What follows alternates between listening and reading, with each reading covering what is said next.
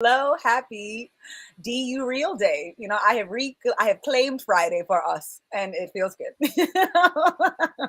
But so glad to be here with you, Jackie. This is our first DU Real since the Big Bear Retreat, and I'm so excited to be back here with you. And it feels like a lot of things are happening, a lot of things are processing, and so hence my name for today is Making Moves. And I love that yours is Who Even Knows.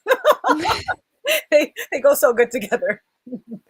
Yeah, making moves while simultaneously knowing that we don't know what the right moves are. And that's really just the lesson that I'm trying to, absorb. Like, it's okay. You can still act and interact with the world around you and participate without being able to control the outcome. And that was a whole process of me kind of grieving the certainty that I used to think I had. Like, if I just did these certain steps, my life would be good. My life would turn out, I would be happy, right? And then you kind of, at least for me, it hit kind of after I graduated college. Like, yeah, this is not a guarantee of anything. I always just assumed once I graduate, I'll get a good job. And then I kind of didn't think about it after that. And sort of coming out the other side, I kind of, once I realized that there was no certainty in where I was going, I was like, well, why fucking do anything? That was where I was at for a while. And more recently, I'm realizing because I can. It's just simply for the experience of doing things themselves and, recognizing that it's not guaranteed to get you anywhere. There's a lot less stakes involved, and you could just have a lot more fun with the things that you could be doing the same things even as if you were fixated on a goal. But if you're not, like, if you don't need that goal and that goal isn't going to be the completing puzzle piece of your life, then you could just explore and have fun with existence. And so that's sort of where I've been recently of like, yeah, I don't have to do anything, and nothing is going to make me better or guarantee that my life is going to feel better. Um but it's just still worth doing anyway, because what else am I going to do? I'm always doing something, right? Oh my God, yes. We are always participating. We are continuously participating in our experience, even when we think that we're not. And the example that I love to give is, imagine sitting at a dinner table and you're with a group of people, whether they're friends or colleagues. You may be the loudest person at that table. You may be the person who doesn't say a word. And yet the person who doesn't say a word during dinner makes just as much of an impact as the person who won't shut the fuck up. Like it is very much felt. So even when you think you're not participating, you are. And another a saying that's like, not making a choice is making a choice. Like there's no way to get out of it. You're always engaged in your life because you are your life. So it's very hard to not participate when you are the foundation of what you're experiencing. So I certainly resonate with that. At the retreat, I definitely feel like I processed uh whatever I processed during the retreat. So coming back from the retreat, it was like we kind of hit the ground running. It was like there was very little. So when I'm chatting with a few people post retreat, they're like, "How you doing?" I'm like, "I'm doing pretty fucking good." Like there was definitely a few people who were like on the struggle bus, and I was on the struggle bus at the retreat. So when I got back, I was like, "Oh, like been there, done that." Like we'll get there again, and we'll be challenged with certain things, and we'll be processing certain things. But in this particular instance, post this retreat, I didn't feel like there was much for me to digest afterwards because I took a lot of time to digest during that retreat, and that's not always going to be the case. But that just happened to be what it was for this one. And then when I came back, it was finding out the rent got raised, and then finding out, deciding what I wanted to do with that, making a move, making a decision, and deciding, I'm going to move and I'm going to change my whole life. And so we have been busy making moves. and standing on my own 2 feet and not necessarily thinking too much about it. And I haven't been super excited or super nervous because I've actually been so engaged with the action and the actions that I've been taking lately that I've been too busy to be sad, too busy to be over the moon excited. I've just been being, and it didn't take away from it because I still find moments where I'm enjoying it and moments where I feel nervous, and the fears and the worries and the hopes are still there. They're just not center stage. What is center stage is me showing up and making the move despite wanting to analyze that move and yet not choosing to do that. Just doing more so than thinking. And so that's been quite a treat because there was a lot of thinking that happened during the retreat. So it's a nice change of pace. Yeah. It's funny because I feel like I had the opposite experience. Like, I was at the retreat chilling, being like, "I'm fine, like, nothing is really coming up."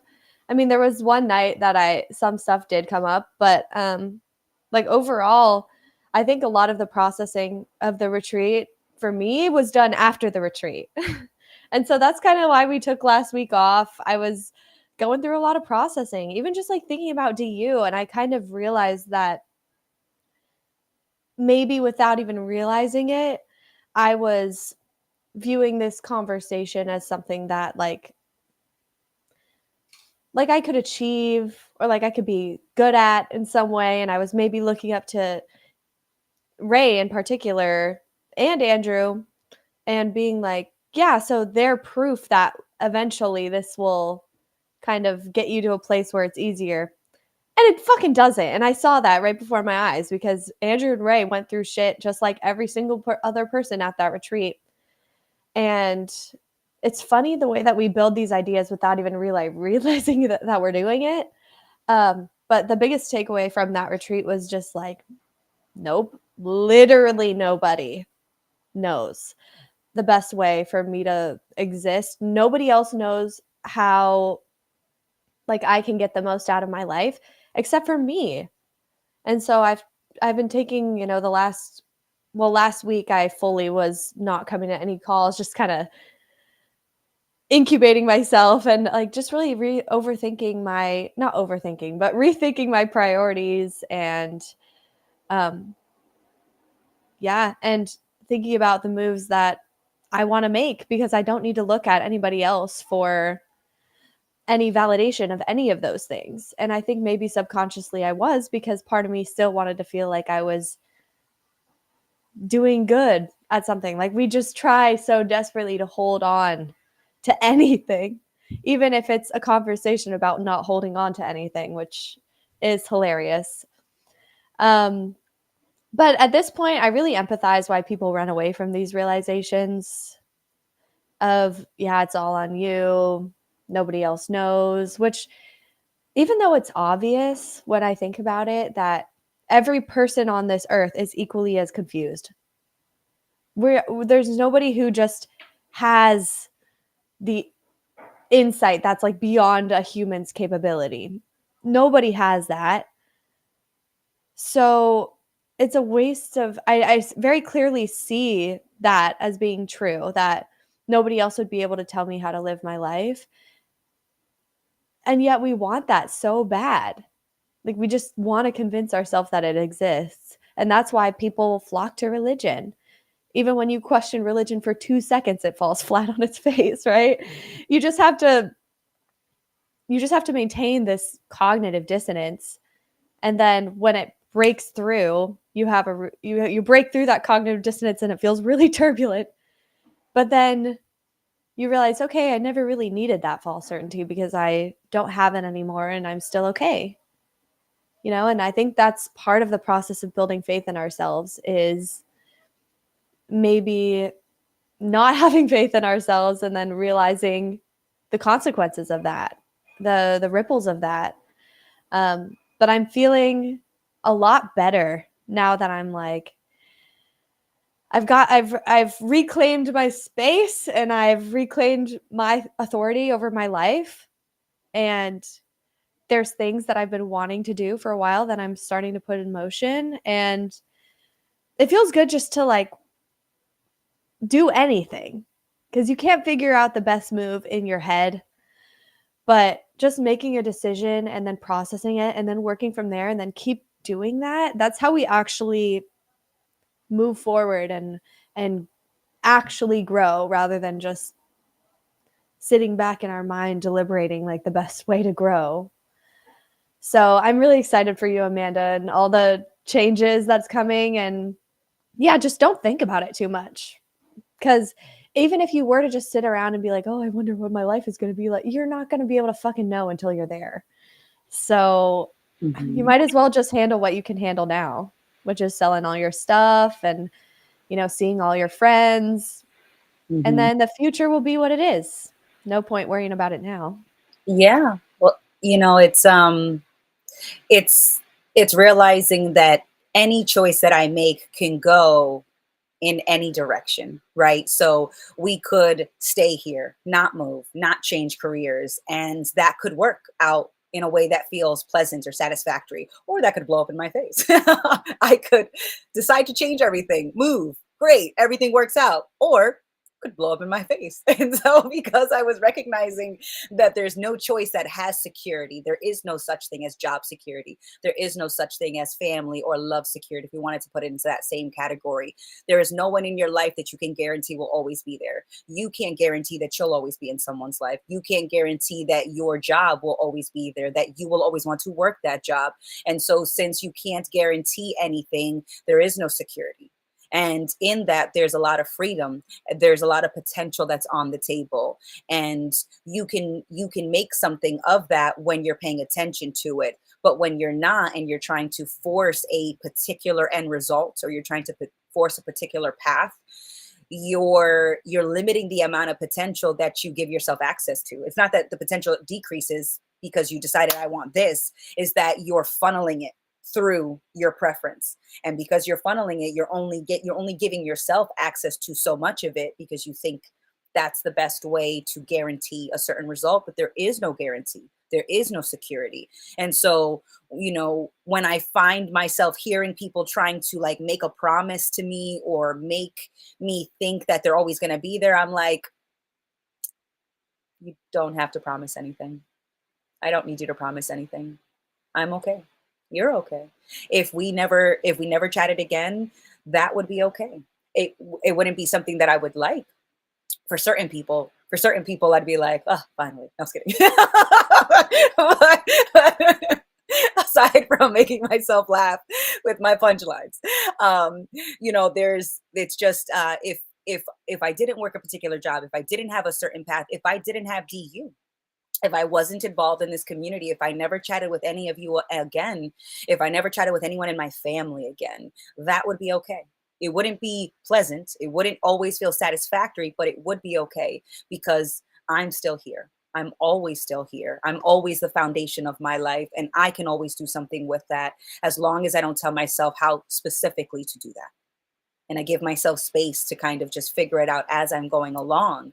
And so, it's not that I don't miss people. It's not that I wouldn't wonder and think and imagine what could be, but as that can only take me so far. Where am I now? Who's here now? And I can do something with that, because I'm here with that. My thoughts and my imaginations and my hopes and my worries and my regrets and all that, I can't do anything with that. All that thinking does is paralyzes me. And I'll catch myself. I'll be thinking about something, and then I'll look at the clock and I'm like, oh shit, 30 minutes went away and disappeared. And I'm just still sitting, doing nothing. And I'm either worrying about something or hoping for something. And yet I'm not living. I'm not doing anything. I'm not being anything. I'm just thinking about being, or hoping to be. And that just doesn't it. And I used to think that that was just like a waste of time, but it's not. It's just a way to spend time. It's to think. And a way to spend time is to do things. So when I'm hearing myself and I'm hearing other people like, oh, I wasted so much time, it's like, is the time standing with both feet flat on the ground a waste of time in the jump? Or is that just as much a part of jumping in the air as being in the air and coming down and landing and having your feet planted on the earth again? Standing still is just as much a part of the process of jumping as being in motion is. And so the times where I'm caught up in my shit, the times where I'm caught up in a thinking tornado, when I see that we're in that tornado, I'm at the eye of it, and I can just watch it, and I can walk out of it at any moment. But it's very hard to think yourself out of overthinking. And I had recently watched A Beautiful Mind a few months ago, and in that movie, beautiful movie about a brilliant mathematician who I think he had schizophrenia, and he's sitting in his kitchen, and he's sitting with, I think, his psychologist or psychiatrist, one of the two. And he's like frustrated, and he's like, why can't I just think of a solution? And his doctor very calmly is like, the source of the problem is your mind. And so there's no way for you to think to think yourself out of a problem that your mind created. It's impossible. So you either obsess about this problem that you created, or you realize that there's other things that you could do to spend your time outside of thinking of the problem you feel trapped in. That's a great point. It really doesn't get you anywhere. Like just thinking and thinking and thinking is a desperate search for control that's really just spinning your wheels. You're not actually going anywhere. Um, but yeah, that's not time wasted at the same time, because you wouldn't be able to realize that there's no benefit to overthinking without having overthought in the past and experience the ripples of that. Right. And I like what we said the other day, because Amanda and I just chatted for like 2 hours on Wednesday just for fun. And we were describing it as like, I'm getting ready. Okay. Like it's the wind up before the jump. Right. And I think to some extent, thought can be a draw towards action or like a reminder. Like I love when I am going about my business and I have a random thought like, oh yeah, I need to do this thing. And then I am able to do it within perfect time, and it like all works out. And I'm like, oh wow, that's so random that that thought just appeared. And so sometimes it's helpful, right? But I think if you have a thought and you can't do anything about it in that moment, it's not worth continuing to repeat that thought over and over in your head and like beat yourself up because of it, or beat yourself up because you can't stop fucking thinking about it. And it all just comes down to like, what are you doing right now? Where is your focus? And recently I've been waking up and just paying attention to what I'm thinking right off the bat. And like today I woke up and I was just kind of feeling like ugh, like I feel like I'm doing things wrong, or like I should have gotten up earlier and gone to like go on a run, which was my original plan, and then I slept in. And then my room was a mess and I was judging myself for that, and I was like thinking about all the stuff that I have to do later today. And yep, don't judge your thinking, that's more thinking. And I realized like I realized, oh, yeah, this is just kind of avoidance of the moment that's right here in front of me. And what I can do is, clean up my room and make myself breakfast. And I did those things, and I like, had a chat with my roommate, and now I'm here. And there was nothing wrong with how my morning went. Like there really was nothing wrong with what I was doing, and my mind just wants to have something to think about. So it's interesting seeing that, and then kind of just being able to step out of it. And it didn't used to be that way. I used to not be able to tell when I would get caught up in my thoughts. And now I very clearly feel a shift when I'm like, it feels like I'm 10 feet behind my head, like when I'm in my thoughts. And like maybe I'm still doing things, but it's very mindless. And I'm not really present. And then there's such a big difference when I'm fully present, like paying attention to all the little things, even listening to like the silence behind sounds and the feeling of air on my skin. And when I'm here, everything is a lot more fulfilling. And when I'm back there, like as I said before, there is like, yeah, it's like, no, there's like a time and a space, I guess, for thoughts, and they can be a useful tool. But it's the whole letting the servant become the master thing. That's where you get stuck. Yeah, I think we develop, just we're just more sensitive to it. That's all. That's what it feels like. It's because you're not trying to eliminate it. You're not trying to analyze it, but you feel it. You're sensitive to it, and that's it's a skill, and you get better at it the more you're paying attention, the more sensitive that you can become. And so I had remember hearing the phrase, necessity is the mother of invention. And I thought it might be sensitivity that's the real mother, like sensitivity to your environment, sensitivity to your needs, sensitivity to others might be the real mother of invention more so than necessity. I need this. And because I have this new need, now I need to invent this. It's like, no, I think you're sensitive to your needs. And that sensitivity is what leads you to grow and what leads you to invent and to innovate and to learn and to do all of that. And so I'm rebranding that phrase, at least for now, and then we'll see what else we do with it. But just being open, just paying attention. Like it's incredibly simple. It doesn't always feel easy, but it is incredibly simple and straightforward. If I'm caught up in overthinking, I'm not paying attention to myself and my environment, and I could pay attention to something so simple as breath. You know, going. If I'm overthinking and I'm caught up, I'm like, maybe I want to just, what, let's do something else. And it could be going to take a shower, going for a walk, doing some push-ups, rubbing one out, whatever, man, like whatever you need to do. And I bring that up because it's just like it's not always a PG thing that like snaps me out of overthinking, right? Like sometimes it's something else. And so it's like whatever you need to do something, pick something. And and then it's so much easier to get out of that overthinking loop because you're not looking for thinking to be the bridge out of that.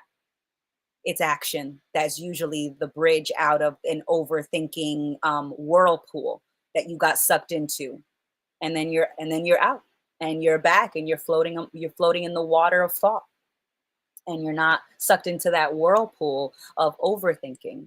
And but panicking, it's less likely for you to get out of something like that. But panicking is also more thought, and that's also more just control. And so it's really interesting to just watch the relationship with thoughts and how that changes, and how sometimes I very much feel like I'm on the struggle bus, and sometimes I feel like I'm driving it, and then sometimes we got off the bus and I'm like, fuck, we're back on the bus. So it is quite an interesting experience, but I'm so glad that we get to share that.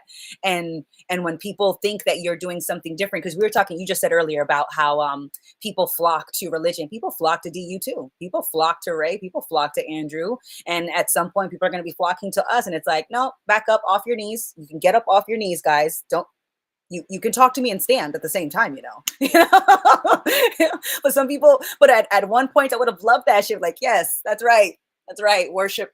I'm worthy of worship. Like sometimes I would have loved that. And at this point, it's like, nah, man, I don't need that. I'm all set. Like, you don't have to flatter. You don't have to think that I'm doing something different. There's nothing special here. It's that I think a lot of us also just became sensitive to how fucking tired we got with that overthinking. And that's why I love when I'm having conversations, and anytime somebody's like, oh, that's, you're so smart, you're so strong. I was like, nah, I got sick of my shit. You really want to know what it was? I got so sick of my shit that I just didn't want to make more shit. That's really what it was. It's not that I'm smarter or stronger or anything like that. I just got tired. And I was honest about how tired I was jumping through the same hoop that I kept making. And I also got tired of trying to escape my shit, because I think that's what can sometimes keep those thoughts, that when you're talking about like the overthinking whirlpool, like the fuel of that whirlpool is resistance. I feel like resistance to what's happening, and then also resistance to the unpleasant thoughts and feelings that are coming up, because then you're just fighting yourself and winding yourself up. And I think the first step just has to be being okay with whatever it is that's happening in your thoughts, in your emotions, in your external environment. Like, just stop fighting. And that's why I love the metaphor of think sand, which we talked about on the call-in show the other day, because that's so true. Like, the more you struggle against it, the deeper you get sucked in. And that's what I mean by, like, we're trying to solve something in our mind back here that can't be solved on the level of the mind. Any solution to the things you're thinking about is going to be here in the real world, and if you can't do anything about it, can let it go. You could be like, oh, okay, that's in here, and I know that what it's saying isn't certain anyway, so there's no point in really listening to it, ruminating on it when there's this whole moment right here in front of me just for the taking. Right, like, for me to be in and be involved with. And yeah, I'm really happy that we get to have these conversations and talk this shit through. But just know this is only for the sake of talking about it. This is not us trying to teach you anything. And neither is, Andrew and Ray's conversations, even though they might speak with conviction sometimes, and even though we speak with conviction sometimes, we don't fucking know anything. And I think it's just we're okay with not knowing, whereas a lot of people are not okay with not knowing and they need to have an answer. And I used to feel that way too. I was searching desperately for an answer in religion, in science, in spirituality. And so I understand having to mourn that, like, loss of hope. I get it. But it's possible to not need that. And that's not to say that you're going to be peaceful all the time. You're not. Your life is probably going to be just as turbulent as it was before, or at least you have to be okay with that possibility. It's not a guarantee that you're going to feel better. But in not trying to feel better, paradoxically, you do. So that really is the whole benefit, is just fucking being able to relax into the existence that's already happening. Because we're here kind of against our will regardless. Like, I'm already here. Like, if I stop trying, I'm not just going to die. So I'm like, it really is not that serious. It's not. And my life can be whatever it needs to be, and it'll all inform my perspective. And so far, I just appreciate what my life has been, even though it's not anything spectacular or special, or not the bar that I used to hold above my head. I haven't met any of those things, and that's okay. All we're trying to say is whatever it is you're going through, it's okay. Yeah, and it doesn't mean what you want it to mean. I it's it's so easy to think that you're doing something wrong, and that's only because you've judged what you are doing, and you think that you have control, and in those judgments, that's an attempt for control. You're trying to control the situation, so you've analyzed it so well that now you know exactly what wrong looks like, but you don't know. And things that I would have thought were the worst things to happen to me ended up providing such amazing unexpected opportunities, and things that I thought made the most sense didn't have the payout that I thought that they would. So even when you do, quote unquote, make the best choice and do the right thing, it doesn't always end up the way that you thought it was. So you're like, okay, damn, I really don't know a damn thing. And that's okay though, because I don't need to know everything to pay attention. I don't even need to know a few things to pay attention. Paying attention is an action. It's being aware of what is happening. And you were talking about your life, and, like, how it's not spectacular in the way that you thought, and yet it is fucking spectacular. It is amazing, but it's not always going to feel satisfactory. And just because it doesn't always feel satisfying doesn't mean that something is wrong. Not always getting what you want is a great thing. And it leads to a lot of great stories, funny, amazing reflections, a lot of good laughs. When I was crying about not getting something, whether I was when I was younger or just recently, like no, I definitely threw a tantrum. I definitely was needy. I definitely had an attachment, and that was hilarious because I didn't have to.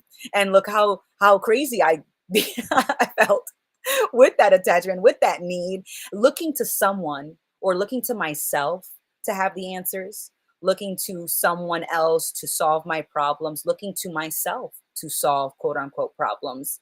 And that is that is something that is still on the table, something that still happens. It's just that I don't think about that as much as I used to. And so a lot of times people want to assume that you don't struggle. They want to assume that you don't have the same challenges as them because they want someone to have reached that promised land, because then it's proof that that promised land exists. And so I there's still a part of me that very much in the past, and still there's lingering, like, damn, could somebody crack the code? It's like, yeah, but there's no fucking code to crack. There's no promised land to get to where you're never feeling unsatisfied, where you're never feeling insecure, where you're always feeling content and present and paying attention. It's like, no, there is no need for that. And being able to recognize that that was a bedtime story I was telling to myself because I was afraid, and I just happened to be telling that bedtime story when I was out of bed. So I definitely, I appreciate how much less I need to comfort myself. And and in that space, it's not that I'm feeling better, I'm just not making myself feel worse. So that felt like another part of it, just to add on to it. And I think that's another great thing about this DU space and community and these conversations, is that we're all adding. Nobody's taking anything away from anyone else. No one's taking anything away from you, but you're always adding. And that is wonderful when you can just continue to add to the experience and add to the moment that you're in, without needing to derive meaning from that, without needing to make an identity out of that, and just continue to add because you know that you're not losing anything. Because there's nothing to lose. You're not giving yourself something to lose. And so I very much appreciate that. And so that's always like, we may be making moves right now, but if I get caught up, I'm like, call me the fuck out, Jackie. Because that's what I certainly like to make a habit of doing with myself. Like, oh shit, we're getting caught up. All right, we're getting caught up. All right, it's been noted. Okay, what can we do? What can we do outside of that? Right? Where am I? I'm sitting. I feel the bed underneath me. I've got some people that I can go see. I could go for a walk. I could go take a nap. Like, it's not even also that when you're making a choice of something to do, it doesn't have to be necessarily active. I could just decide that I'm just gonna lay on the floor and stare at my ceiling. And I did that the other day, and I was like, oh, this is great. I didn't even notice that corner over there. Just laying on the floor, staring at the ceiling. And to someone else, it'd be like, that's how you spent your time. It's like, yeah, that's how I spent my time, and I didn't regret it.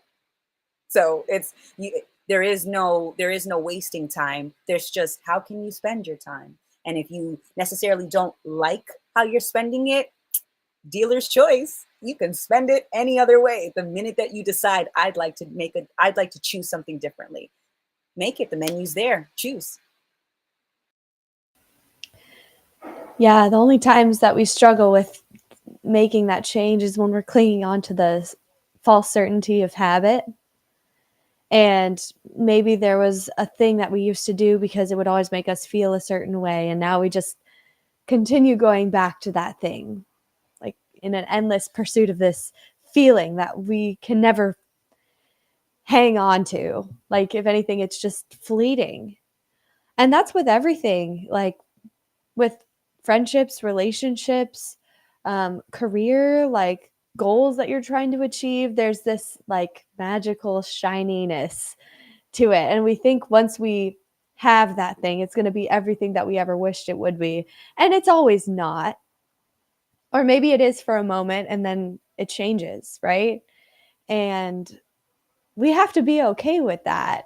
I think we're just trying to hold on to feeling good all the time with white knuckles. And when I really look at it, I don't need to feel good all the time. And I wouldn't like that. That would be boring as fuck to just always be happy and never get caught in overthinking. I think that's just such a funny fucking image. Somebody who didn't overthink or like get in their own way and they just go about their life, do all their things.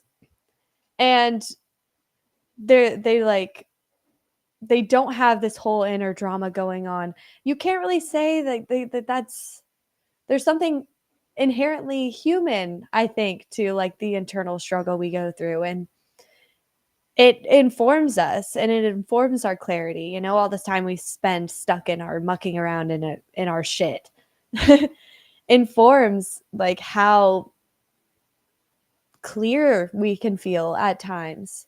And without that back and forth, we wouldn't be able to appreciate the clarity. And going back to kind of how you were talking about actions and like just doing whatever you feel to called to do in the moment, whether that's lie on the floor and stare at the ceiling or go on a run or work on a project. You never know the outcome of any of that shit ever. And so even though you can convince yourself that you're doing the right things because you're, sticking to your routine and you're checking off all the boxes, you can't guarantee that that's the right thing. You might be grinding down a dark path and not even realizing it. So that's not to say you can't commit yourself to things, because I do think there's perspective to be gained from doing that. But you don't have to make anything your end all be all. It's not. Your end all be all is your existence, like your day to day life. And what I was describing before of like waking up with myself in my messy room and thinking about what I need to do that day or what I want to do, and being with myself that whole time. Like that's what your life is about. And I think a lot of times in these conversations, we get caught up in the conceptual, talking about why we get caught up in things, talking about, religion or like the universe or consciousness. And that's all well and good. It definitely does have its place. But what I've come to realize is that at the end of the day, I'm just left with myself. So what does my moment to moment experience look like? And like you would think I would already be paying attention to that, but I realized I haven't as much as I feel drawn to. Just all the little decisions, like when I choose to go on a walk, or like with what I'm choosing to eat or the media I'm choosing to consume, or just all of that. Really like paying attention to what I think and what I feel, and not saying that what I think and feel is inherently correct and is leading me down the right path, but if I have to live with myself, I might as well listen to her. And I'm just trying to be more of a friend to myself, because I beat myself up for getting caught up, overthinking, wasting my time. Would I do that to a friend? No. And I had this moment the other day when I was in the shower and I just held my own hand and I was standing there like, oh man. I was like, I got a little emotional. I was like, it's really nice. Like, I don't need anybody else. Right? Oh, now I'm crying. I love that. No, I cried the first time that I gave myself a hug, because I gave myself like a legit hug like in my 20s, and I'm just like, oh my god, how long has it been?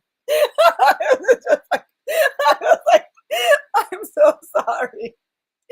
I've been such a jerk, man. And I was like, oh, I'm gonna, hi, left shoulder, how you doing? I'm so sorry. And I switched sides, and I was like, in my right shoulder, and I switched to the left shoulder, and I switched the arms around. So it's like, oh my God, guys, like, thanks for keeping us alive. I know I made it difficult. I'm so sorry. Like, I've been such a shitty friend. And I had like this whole moment where I was like, oh my God, I could have hugged you this whole time. This whole time. I'm so sorry. I didn't know, I didn't realize that it was on the table, that it was an option. So I absolutely cried the first time that I gave myself a hug.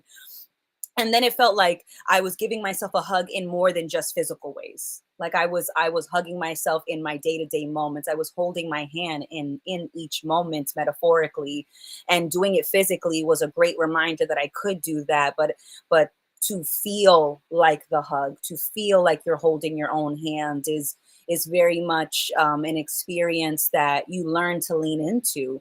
And I love that, that we are just taking a look at the relationship, at the friendship, and when you were talking like, I don't do this to friends, it's like, yeah, but I definitely did. I definitely judged and definitely gave my friends unsolicited advice and definitely tried to give them, to push them in the direction that I was going. So like, as much as I don't do that in theory, in a lot of ways I definitely did that in application. I wasn't as harsh, is probably the way that I'll describe it now. I was the harshest with myself, but I because I had learned to judge myself so automatically, it was almost by default that I was doing it to other people. So when I say that I wasn't a good friend to me, it was also that I wasn't the friend that I wanted to be with other people as well. And so that was something to acknowledge, that it wasn't just that I'm Mrs. Rogers when I'm with everybody else and I'm the fucking Satan's wife when I'm by myself. It's that no, I'm a motherfucker in person and in groups and individually. And but there was definitely a type of friend that I wanted to be across the board that I didn't think I could be. And that was okay, being honest with that.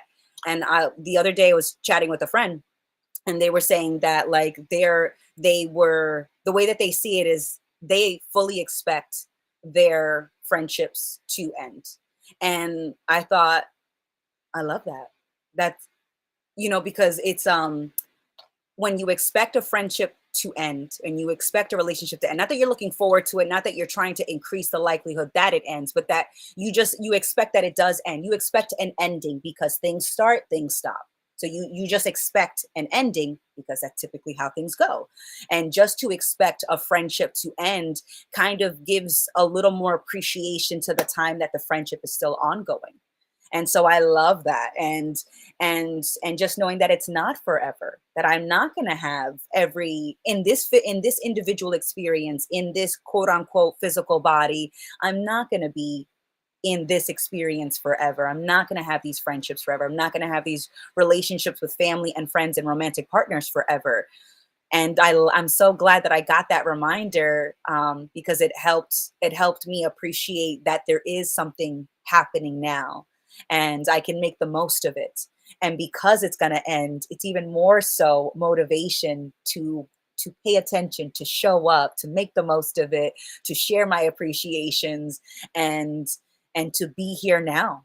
So I'm very glad that I got that reminder, that it's not that people are expecting you to go, but it's just a good reminder that they're not guaranteed to be there in the way that you expect them to be for any amount of time. And things can change in a moment, let alone a month, a week, a year, 10 years, right? I felt like my whole life changed the instant that I got a certain news, good news or bad news. Like my life has felt like it changed in an instant. And if that's the case, then that means that in any instant that I'm going to experience, anything could change, not just for me, but in my, all the lives that I am encountering.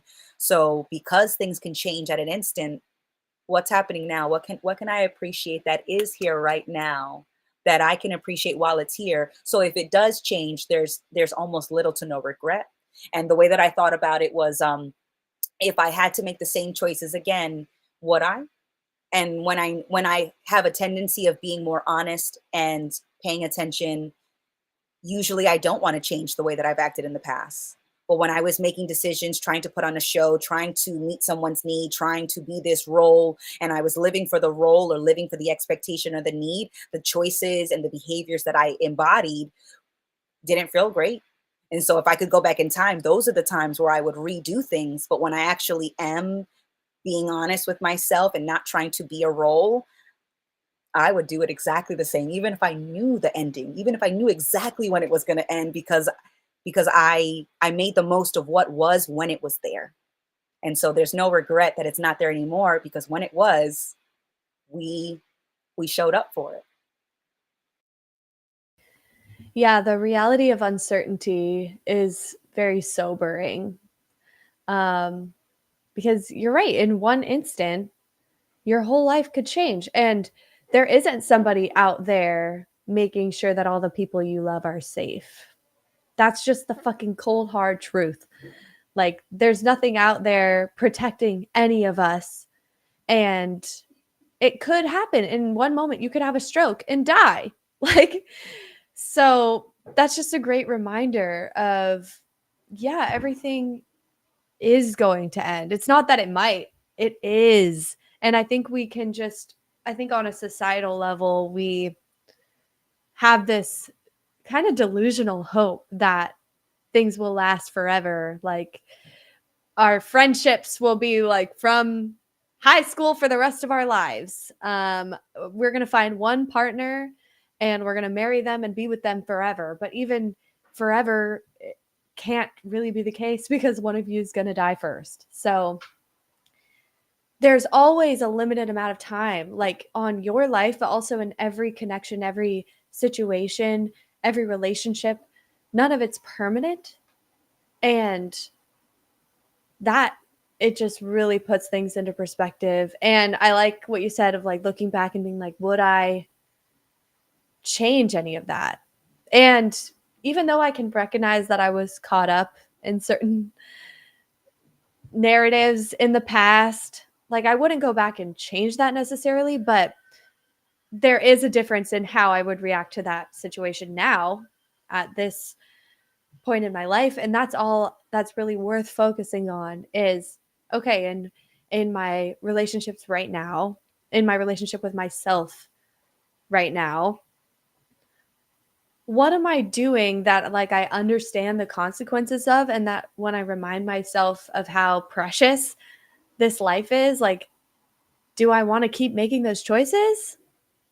And the big one for me recently is like the way I've just been an asshole to myself, beat myself up, had such high expectations and so much pressure for everything that I did. And if I were to die tomorrow, I I wouldn't want my last day to be spent doing that. So, what can I do today that's different, right? And so that has been allowing all my emotions and thoughts to be, but not letting them dictate my actions, and not letting any thoughts about myself dictate my own sense of self-worth. And I think there's so much beauty and experience that I get, that I have the pleasure of having by nature of being Jackie. And even though I know that she's not perfect and there's things that maybe I will do differently, and things that I judge myself for, like, I still love myself because the life that I love so much comes from me. Like, I am inseparable from my life. And so I think that's just something I've been trying to remind myself of. Like, it's just not worth the extra pressure. It's not worth beating yourself up. So I'm holding my own hand these days. And sometimes I take on more of a friend role with myself. Sometimes it's more of a parental role. Um, but yeah, just being there for myself, being on my own team, because it just doesn't make sense for me to be my own worst enemy the way that I have for my whole life. It's just causing me suffering without any of the false certainty that I was hoping it would get me. Um, and I actually see the false certainty as kind of like an obstacle to overcome rather than something to hold on to. But yeah, man, it's tough. And it's like a moment to moment experience of being like, yeah, I have this habitual reaction that usually I would feed into, but today is a new day and we're breaking new ground constantly. Oh, fuck yes. I love that. It's true. And I would like to dig into, the comment where you said, Jackie's not perfect. And in my mind, the immediate thought that came to it was Jackie is a unique combination of both believable and unbelievable traits, and this ongoing unfolding that is so unpredictable and yet so mind blowingly awesome. And there's no way that that unique combination of characters would ever fit a template that's called perfect. So, no, it's not that you're perfect. It's that you don't need to be perfect if that means it's anything other than just your unique combination of factors and experiences and thoughts and feelings. So, but it's so easy for us to use the conditioning and the terminology and the framework that we've been raised with and continue to be exposed to, because I have thought that, Amanda's not perfect, and it's like, yeah, but there is no perfect according to societal's definition of perfection. So why do we even need to say that we're not perfect? So I'm not this thing that we made up. Good to know. Good to know I'm not this thing that we made up. I'm glad we cleared that up. I was really confused over here, thinking as opposed to be perfect. and if there does sound like there's a little splash of sarcasm in there, it's because there is. Because that's how I talk to myself of like, Jesus, Amanda, like we're not perfect. No fucking shit, man. Like it's this whole concept that we made up. Like I'm not that. Yeah. Really shouldn't be that surprising, but it is. That's okay. That won't be such a surprise the more that I acknowledge that. Just like when sometimes people will get like they're like linguistic snobs and they're like, that word is made up, and I'm like, shocker, they're all made up. Every fucking word is made up, including every concept. So if we made it up before, then why can't we change it now? It feels like we have this impression that because something has been made up and has been adopted and has been repeated, that it's impervious to change. Like, no, we made up everything, which means that we could change everything. So go out there, make new words, make new phrases, make new concepts and theories. And just like when you are painting on a canvas and you can't afford to buy a new canvas, you let go of the painting that you painted, you put a white slab of a coat all over it, and it's a brand new canvas, and you just keep reusing it. And the canvas and the concepts are in the same way, can be recycled and repurposed, as long as you're not holding on to the image that you already made. Yeah, that's a good metaphor for just our our mind, I guess. It's a canvas and you can paint on it whatever you like. You can think about the world in any conceptual way, theoretically. And yeah, we're just so caught up in the one that somebody made up a long time ago and everybody else has been listening to and just repeating because they think, it worked for them, should work for me too. Um, but then we get to a point where it doesn't work anymore. And there is that fear of going out on our own and making our own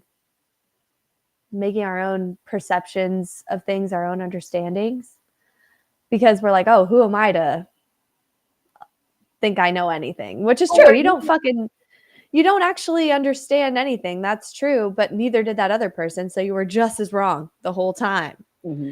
And so it doesn't really matter what you paint on the canvas. It's kind of just for the experience of painting it, and you can always wipe it and start over. And that's the case with our lives.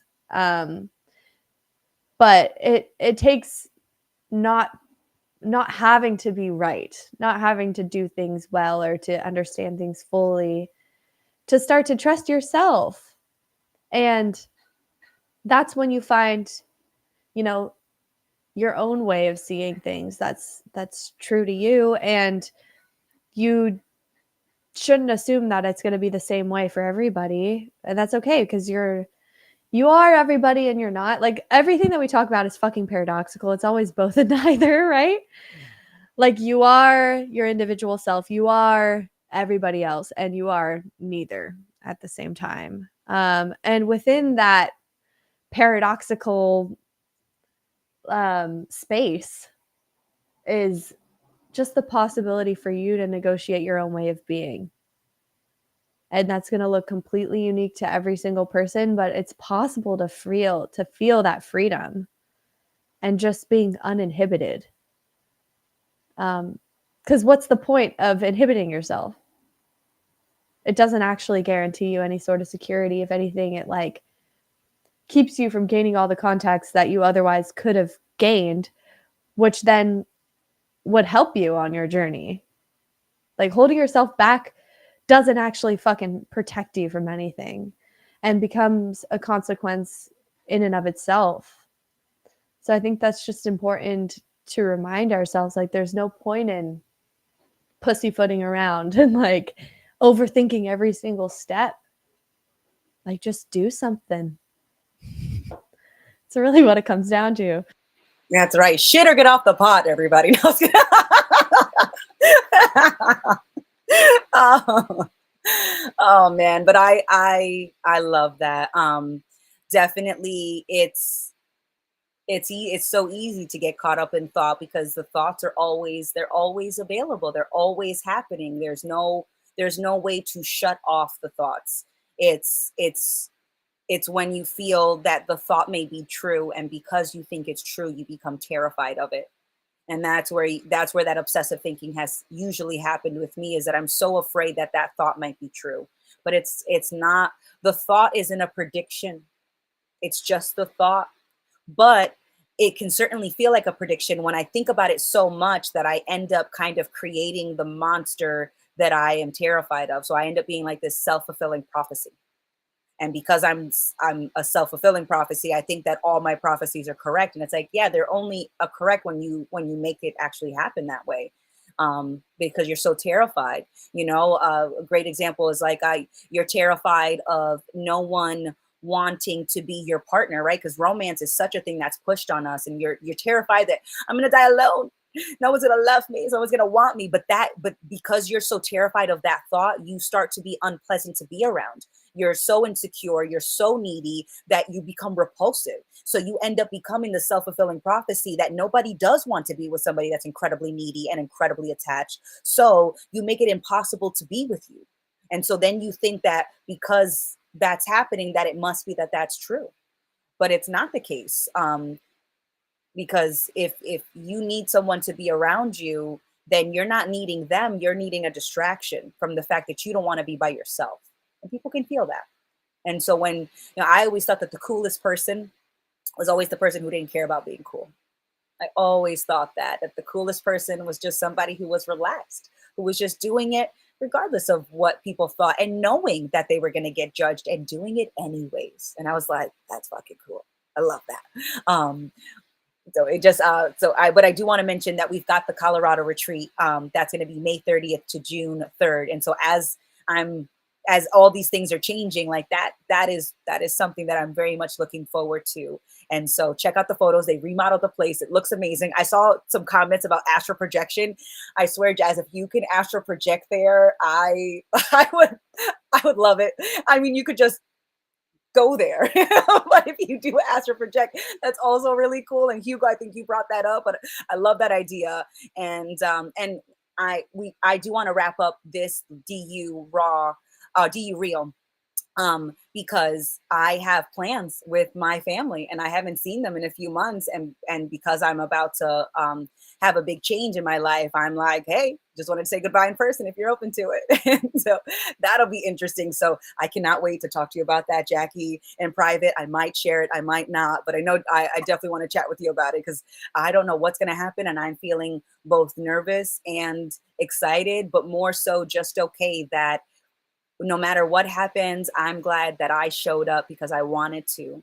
and I didn't need anything to happen because I was okay no matter what happened. And that's exactly the point. It's when you're not expecting things to go a certain way, however they do go is fine. And it's that paradoxical nature with everything, right? You have to let go of needing something kind of for it to make its way into your life. It's the whole like letting go of needing to be enlightened or spiritual or happy all the time. And then all of a sudden, like, you are peaceful a lot more of the time. Um, so, yeah, it's been a great chat. We'll wrap it up here. Thanks for everybody who tuned in. I really loved reading your comments. I wish I could respond back, but unfortunately, I can't. I can only talk to you guys. But that's okay. That's okay too. Only for And now.